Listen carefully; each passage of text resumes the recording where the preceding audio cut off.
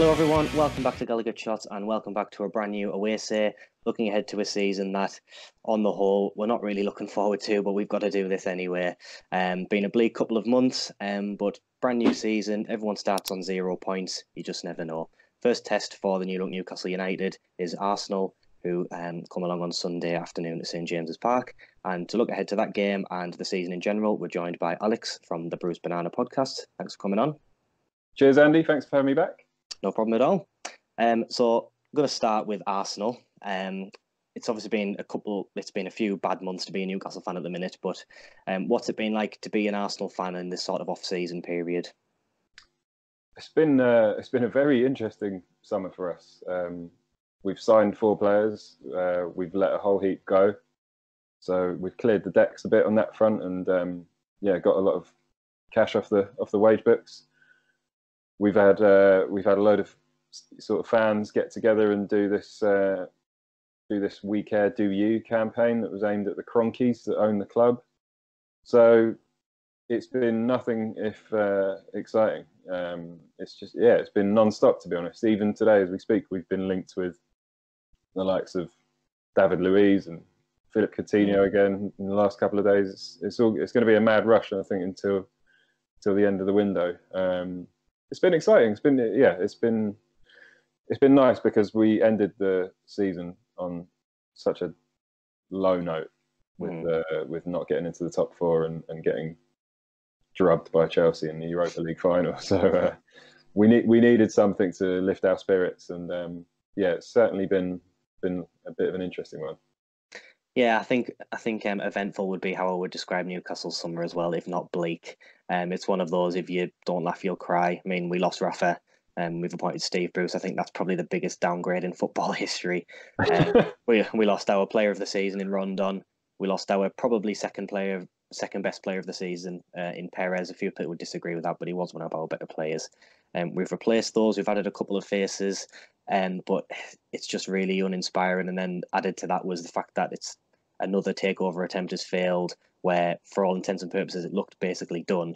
Where you've got the party who are buying the club saying, yeah, it's all done, we're just doing the legal formalities. And then that's just completely disappeared off the face of the earth as well. So can you kind of understand why Newcastle fans are anxious and pessimistic for this season?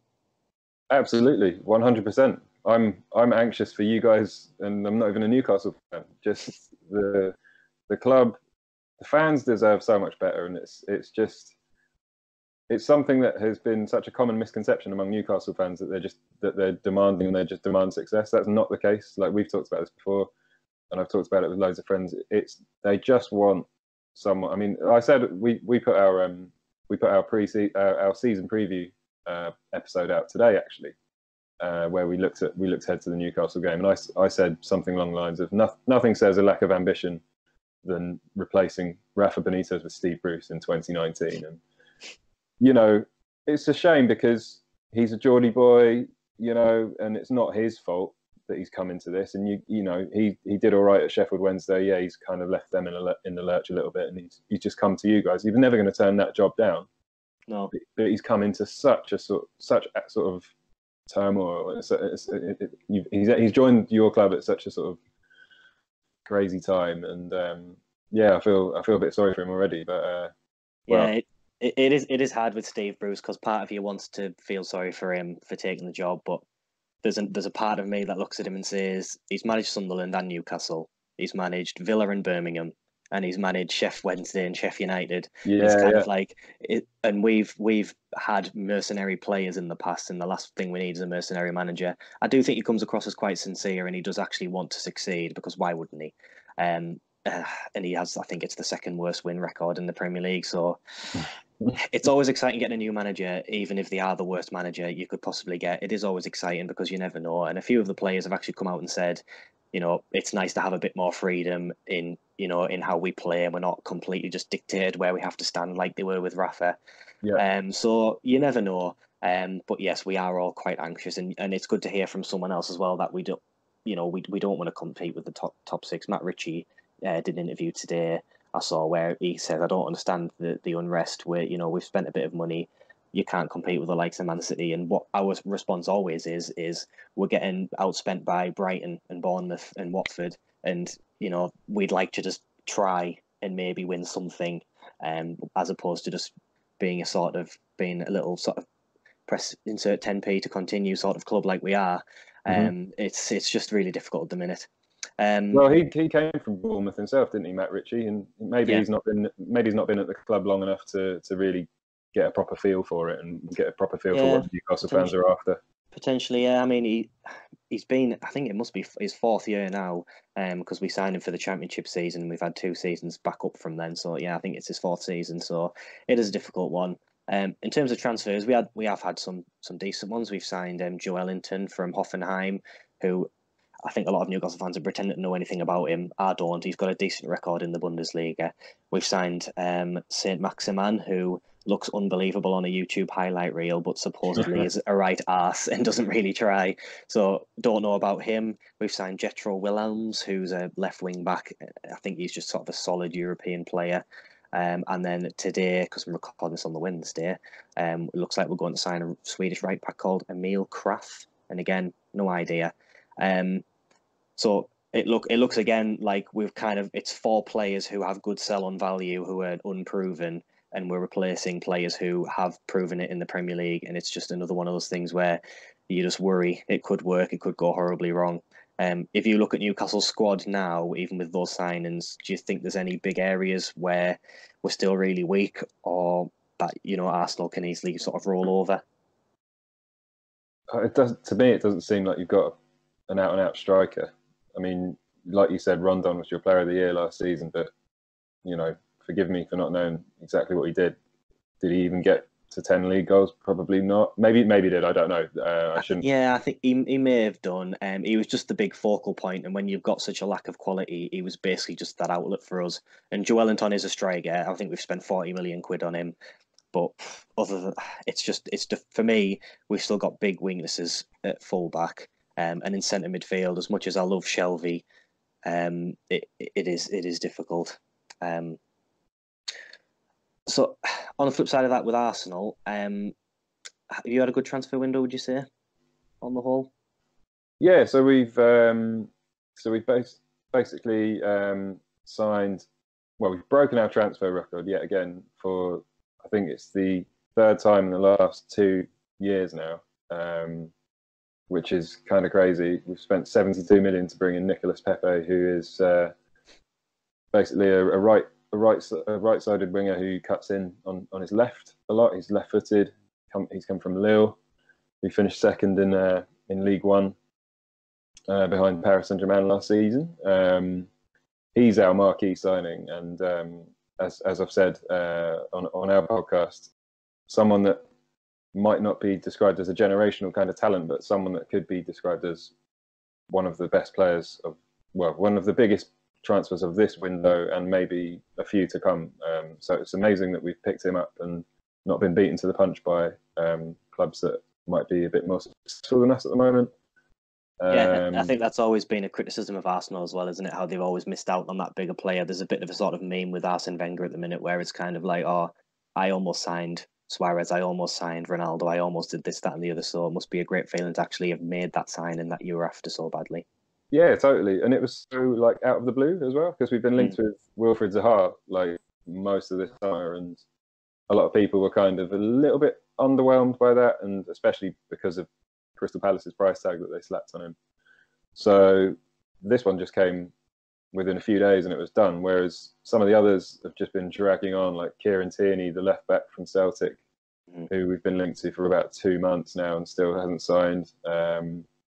That we desperately need someone in that position. At the moment, we've got Nacho Monreal, who's getting on a bit, and we've got Sead Kolasinac, who is quite decent going forward, but very, very suspect at the back. But also someone that you can rely on to back you if your car's getting if you're attacked by knife wielding criminals. Yeah, that was crazy, wasn't it? Absolutely. There'll be some Newcastle fans watching this who will look at Arsenal, and obviously you mentioned that there was kind of a mini protest planned by Arsenal. Newcastle, there is a boycott planned for the Arsenal game, not just based on this transfer window or losing Rafa, which is probably just sort of the last straw, really. But sort of 10 years of asset stripping and neglect and never improving anything and just leeching from the club, basically. What would you say is the main factor, do you think, that's led to us not liking Mike Ashley so much, just from the outside? I think all the things you've just listed, and just it's quite obvious to anybody with a passing interest in football, let alone Newcastle United, that the guy is in there to make money out of you. And I think when that comes across in such a sort of plain and transparent fashion, it's quite sort of horrible to see. And yeah, ideally you want your owner to be invested in the club and to want to do everything in their power to make the club successful, or at least as successful as they possibly can be. He at times to us appears to be doing the exact opposite, and actively so. So yeah, it's you have our every sympathy. Yeah. You know, I say that from the perspective of an Arsenal fan who has an owner who actively does his utmost to not engage with the supporters, which is the thing that drives us crazy. Yeah, I was going to ask about that because, as I was going to say, there's Newcastle fans who will watch and look at Arsenal fans protesting and say, well, what's your problem? You're in the Europa League final last year. You've won the FA Cup 2 or 3 times in the last 10 years. I know you've won the FA Cup quite recently. What would you say defending Arsenal fans who want to protest and who have issues with the ownership? Because I know it's all relative, but what's the Arsenal view on it? I mean, it will vary depending on who you speak to. Some people are more wound up about this than others. What it comes down to, I think, is that we had our previous regime with Wenger and this chief executive called Ivan Gazidis. I don't know if you know who he is. He's obviously at AC Milan now. He in particular came out with a lot of fluff statements 6-7 years ago, something like that, saying that we've basically passed the period of belt tightening from moving to the Emirates Stadium, and very shortly we will have the financial muscle to compete with the likes of Bayern Munich. I think Bayern Munich were one of the clubs that were name checked strongly by him. What Arsenal fans have seen happen is us gradually drift further and further away from that. We know as a brand, and as we are a huge club and top 10 to 20 in the world quite easily. But in terms of winning stuff, we're light years behind City and Bayern and Real and Barca, and seeing Liverpool basically storm forward beyond us in the last couple of years has been quite hard to take. So I think it comes from one perspective, it comes from that, and another one it comes from, like I said, Silent Stan, as he's known down these parts, just not being accountable for anything. And now we've got more contacts with his son Josh Kroenke than him, because he's basically just said, you deal with it. I don't want to have to deal with these pesky, grumpy Arsenal fans. You deal with it. And so when this little fan campaign thing was announced early this summer, the We Care Do You, that was aimed at the Kroenkes, came about, it was Josh Kroenke that responded, and he responded very, very quickly, which I'll give him credit for. But I don't think he quite thought it through, because his open letter back to the fans, if you will, was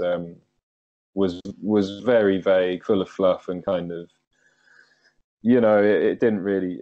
For me, it didn't really do much. I mean, there was a video as well that he put out, I think, on the official club YouTube channel, where he was asked, what would you do? What would you feel about this season? He said, I would be excited. If I was an Arsenal fan, I would be excited about what's happening. And it was at the time, it was kind of a bit difficult to believe. But since then, we've actually, we've signed Nicolas Pepe, as I said. We've signed Dani Ceballos, who's an interesting midfielder from Real Madrid, albeit on a 1-year loan deal. But We're expecting good things from him.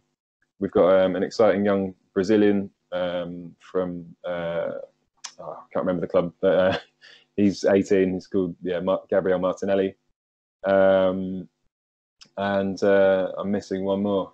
Who's the other one that we got? Scoff at that, really, Ken. The reason why I don't remember him, and this is a really interesting signing, it's William Saliba, who's a centre-back that we bought from Saint Etienne, who we were apparently fighting with Spurs over. We paid nearly 30 million for this guy, and we've loaned him immediately back, which is basically why I've stopped thinking about him, because he's basically not part of it he's now. Not part of the squad now. But in theory, he should be a very interesting prospect for us next season, not this one. Yeah, I think you can understand where you're coming from. I think both clubs have got the problems with the ownership, and I think that I'll leave it with Mike Ashley's sort of storming interview he did not long ago. I think it was with the Daily Mail, where he literally said, "I probably shouldn't own a football club," and I think that just tells you everything you need to know about the bloke. But what a remarkable statement! Yeah. Amazing. I know. I was almost impressed with that article when it came out, because I thought, do you know what? He's come out and he's just had no filter whatsoever, and he's just spoke his mind. But then once you read between the lines, it was just the usual guff that he always comes out with, where he tries to make out he's not a wealthy person and that all of his money is tied up in other places. And then next thing he knows, he's bought game and he's buying Debenhams and he's doing this, that, and the other. And I think we're all just a bit tired of it now, to be honest with you. But probably best to get onto some actual football, really. Have you got a sort of prediction as to how you think the game's going to go on Sunday? I've got two predictions, actually, which I mentioned on our season preview, and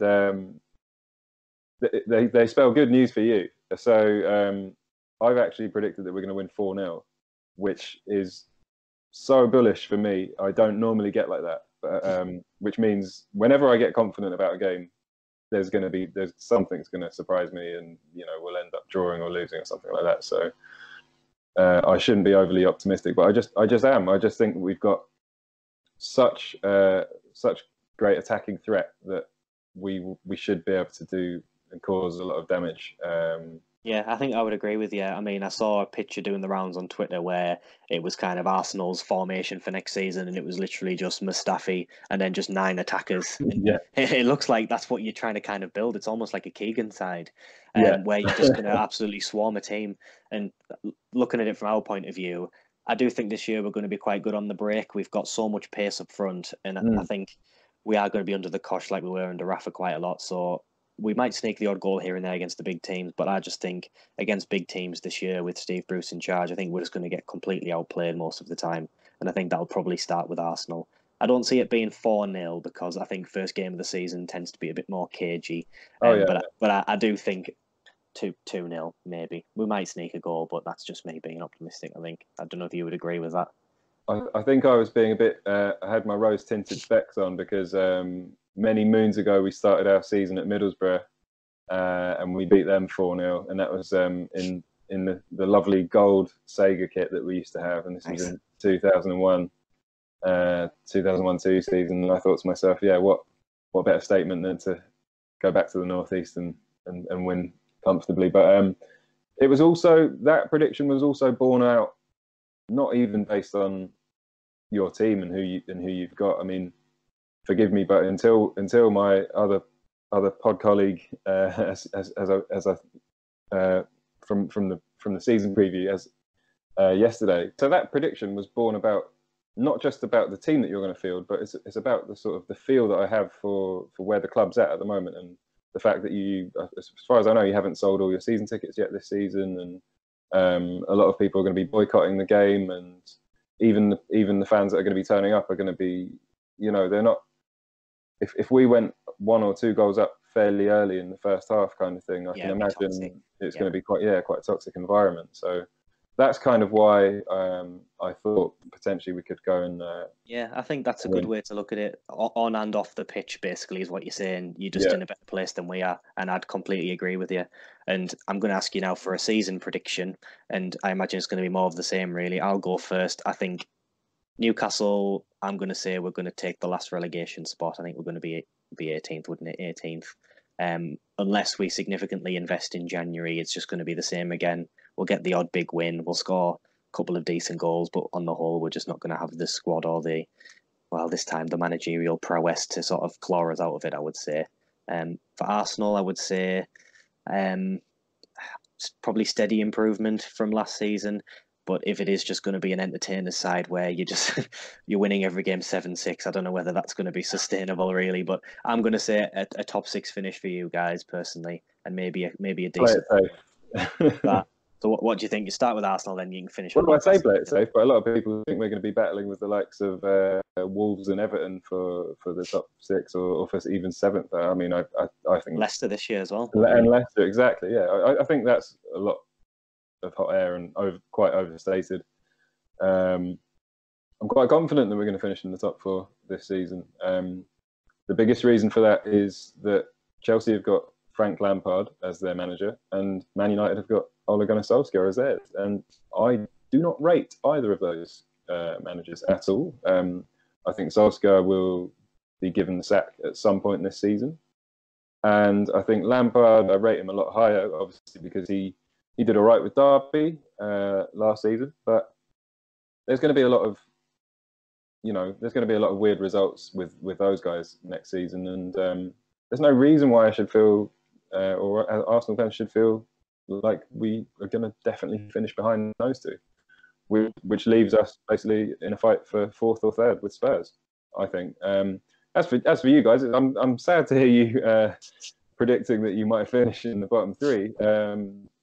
If I was going to put some money on it, I think Sheffield United are guaranteed to go down. I think obviously a lot of people think that as well. I think actually Crystal Palace are also in big trouble this season. Yeah, potentially, yeah. Not just with potential loss of Zaha, but also obviously Wan-Bissaka's gone to Man United. I think Roy Hodgson, there's going to be a time where he just sort of doesn't have the energy reserves to keep managing a Premier League club. That's my personal opinion. So, and there's other teams that are going to be down there as well. Like obviously, I would expect Newcastle to finish in the bottom half as it currently stands. But you never know. You never know what's going to happen. This Joel Linton guy looks interesting. 40 million is obviously huge money for you in recent years, combined with the 20-odd million for Almiron in January as well. So the investment has been there to a degree. And it'll be interesting to see how those two play together. They definitely seem to me to be your biggest attacking threats. Yeah, I think it's gonna basically be a front 3 that we're going to be relying on. It's going to be Almiron, Joelinton, and then that Saint Maximin bloke on the right hand side. It's going to solely be on that. If those get firing, we might end up in a situation where we've kind of got the Demba Ba, Ben Arthur, Cisse 3 that we had back in the day when we were unbelievable for 6 months. So yeah, who knows? I think I'm being cautious. But yeah, we could be decent. It sounds better when you say it, Joel Linton, because down here we were calling him Joe Linton. Yeah, and I was like, I think a lot of our lot were as well, to be honest with you. So you're saying just a bottom half finish for us then? You reckon? Yeah, I'm not gonna come on your channel and be like, yeah, you're gonna finish bottom 3. As it stands, there's so much negativity around the club, encircling the club, that it can only get better. Hopefully, that's a good way of looking at it. I think. What I would say. You never know. You never know what could happen. Yeah. Steve Bruce could surprise you guys, and let's not get carried. You've still got some good players as well. You've got a player that I'd be looking into getting. Jamal Lascelles at the back. I think he's a quality player. Yeah, we've got good players, and on the whole, our starting 11 is pretty good. It's just the lack of a squad where we lose 1 or 2 players and then we're sticking in championship quality again. It is difficult, but I think I'll take your prediction of bottom half, but not going down, and things can only get better. I think that's a nice optimistic way to end, I would say. Can I give you my second prediction for the match, which has been on my mind for quite a while, and I wanted to know your opinion on this. So, is he or isn't he coming? Andy Carroll, free agent. Well, he gets linked with the club every single transfer window because it's just an easy article to chuck out there by our local media. No, I'm going to say no. He's not even though he won't cost anything in terms of transfer. I reckon he'll probably be on 75, 80 grand a week. And Ashley's never going to take on that liability if he can't sell him on for a profit. Right. So he might be one of those players that's all right to have, but probably just a waste of the wage bill, to be honest with you. It would be quite interesting if he came back because he had quite a good record against Arsenal as well. That's what I'm saying. That's the reason I bring him up, because I've had this premonition this summer, which is Andy Carroll goes back to Newcastle, hometown hero, on what I've heard is a pay-as-you-play contract, perhaps. He is absolutely guaranteed to score against us if he was with you. I know that it's not long until the actual game, so the likelihood of that happening is getting slimmer by the day and minutes and stuff. But he scored a hat-trick against us when he was at West Ham. He probably scored against us when he was at Liverpool. So, you know, he's a guy that will definitely score against us if he's in your squad come Sunday. I'll get on the bleeper to Lee Charnley, who's the guy in charge of transfers, and get him to sign a one game contract, and then that's a win guaranteed. Then you can throw my 4-0 prediction out the window because it won't happen. Yeah, we'll go 6-0 Newcastle, Andy Carroll with all 6. That'll do me. Right. Anyway, it's been wonderful having you back on. Thanks for your comments and thanks for your optimism as well. All the best for Sunday. Yeah, likewise. Well, all the best after Sunday, shall I say? Yeah, well, you know. Thanks very much, mate. Take care. Nice one, Andy. Cheers, mate. Cheers. Bye.